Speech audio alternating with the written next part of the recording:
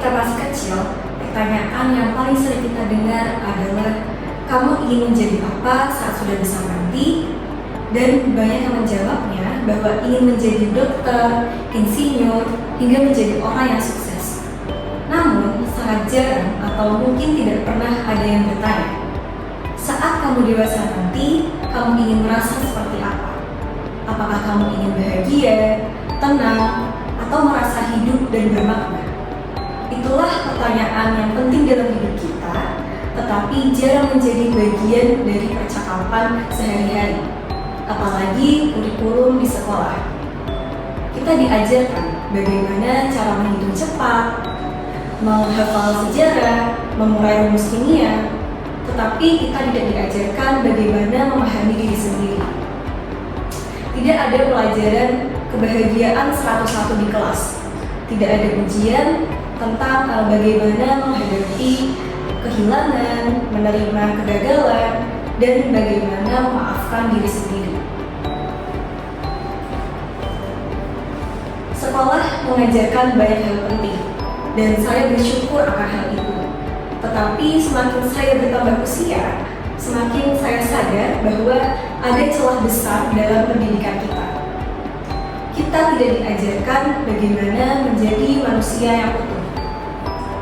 Kita tahu caranya lulus ujian nasional, tapi kita tidak tahu caranya menenangkan diri ketika panik menyerang. Kita bisa menghitung segitiga, tetapi kita tidak tahu caranya membangun hubungan yang sehat. Kita paham tentang fotosintesis, tapi kita tidak tahu caranya memahami rasa kecewa dalam hati.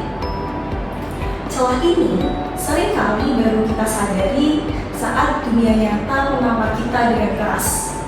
Ketika pekerjaan impian itu ternyata melelahkan, ketika merasa kosong padahal sudah punya segalanya, dan kita mulai berpikir, kenapa aku tidak bahagia padahal aku sudah melakukan hal yang seharusnya?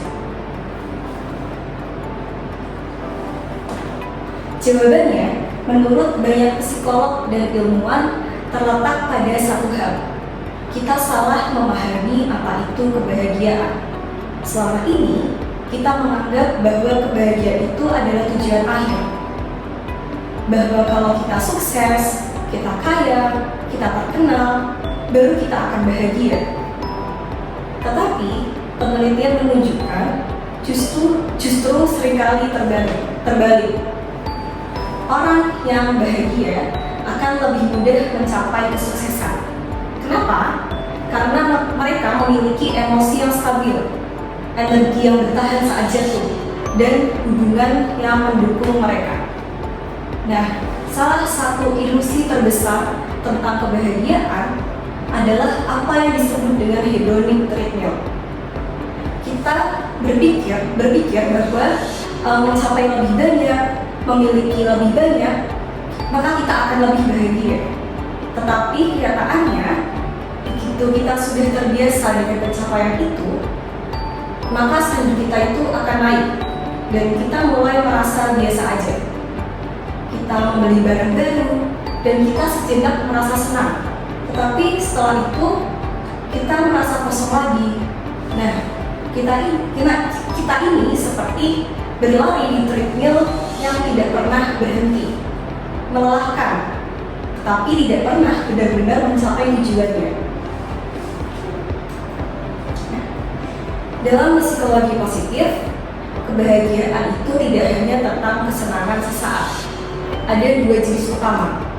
Yang pertama yaitu hedonic happiness, yang berasal dari kenikmatan, seperti makan enak, shopping atau jalan-jalan, dan tertawa bersama teman-teman. Dan yang kedua yaitu eudaimonic happiness, yang berasal dari makna, dari pertumbuhan pribadi, dari kontribusi, dari keterhubungan dengan orang lain. Dan ternyata kebahagiaan yang paling bertahan lama justru bukan yang berasal dari senang-senang, tetapi dari merasa bahwa hidup kita itu berarti, bahwa kita mempunyai tujuan, bahwa keberadaan kita itu memberi dampak kepada orang lain sekecil apapun. Tapi sayangnya, sekolah tidak punya ruang untuk itu. Kita tidak diajarkan tentang bagaimana mencari makna hidup. Tidak ada ujian tentang apakah kamu mengenal dirimu sendiri. Salah satu penelitian paling menarik dan tajam dilakukan oleh Harvard selama 80 tahun. Mereka mengikuti kehidupan ratusan orang dari berbagai latar belakang, mulai dari mahasiswa Harvard hingga lingkungan orang miskin di Boston. Mereka ingin menjawab satu pertanyaan. Apa yang membuat seseorang hidup bahagia dan sehat dalam jangka panjang? Dan jawabannya setelah 8 dekade sangatlah jelas. Bukan dari kekayaan, bukan dari ketenaran, atau bukan karena IQ yang tinggi. Orang yang merasa memiliki koneksi sosial yang kuat dengan keluarga, teman, atau komunitas ternyata lebih sehat secara fisik, lebih bahagia, dan hidup lebih lama.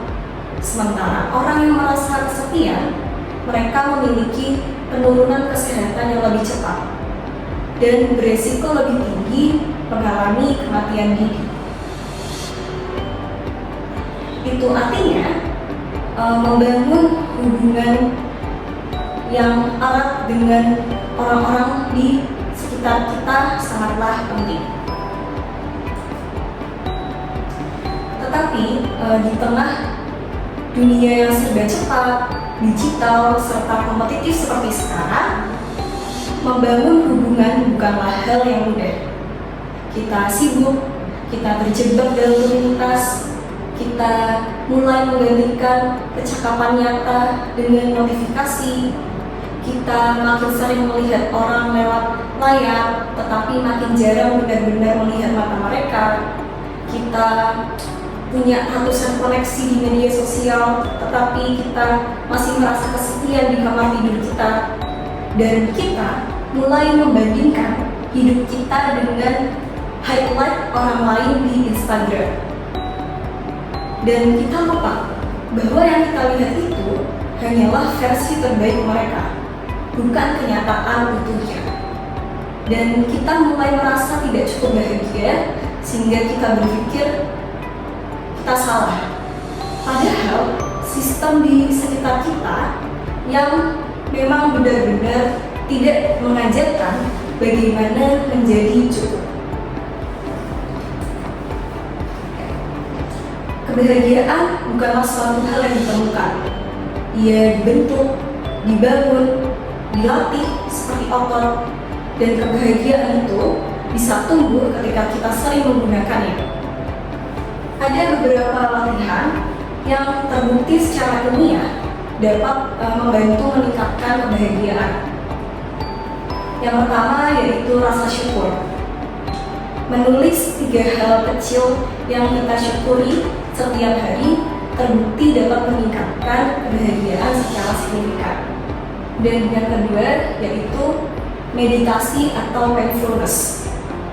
Kesadaran penuh akan saat ini dapat membantu kita menenangkan pikiran dan menghadirkan diri dengan utuh. Yang ketiga yaitu mempererat hubungan keluarga, seperti sering menelepon orang tua dan saat makan malam itu tanpa gadget supaya kita bisa mendengarkan percakapan dengan sungguh-sungguh. Dan yang keempat yaitu memberi, menolong orang lain secukupnya, terbukti juga bisa membawa kebahagiaan untuk diri sendiri.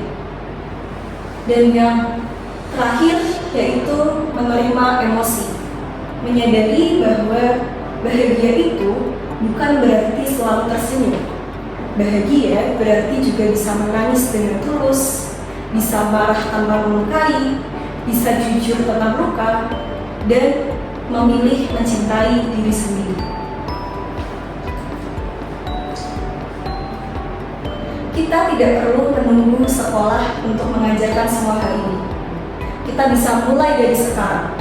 Kita bisa menulis jurnal syukur setiap sebelum tidur, dan kita bertanya jujur kepada diri sendiri, apa yang benar-benar sangat penting bagiku, dan kita bisa memaafkan kesalahan lama, menyadari bahwa kita ini itu hanyalah manusia biasa yang sedang mencoba. Dan ketika kita mulai hidup lebih sadar, lebih sehat, dan lebih terhubung, maka kita akan merasakan kebahagiaan yang tidak tergantung pada pencapaian. Jadi, saat ini saya ingin mengajak kalian semua bukan untuk menjadi orang yang lebih hebat, lebih keren, atau lebih kaya, tetapi menjadi orang yang lebih sadar, lebih hadir, lebih manusia. Karena meskipun kebahagiaan tidak diajarkan di sekolah, kehidupan selalu membuka ruang untuk belajar.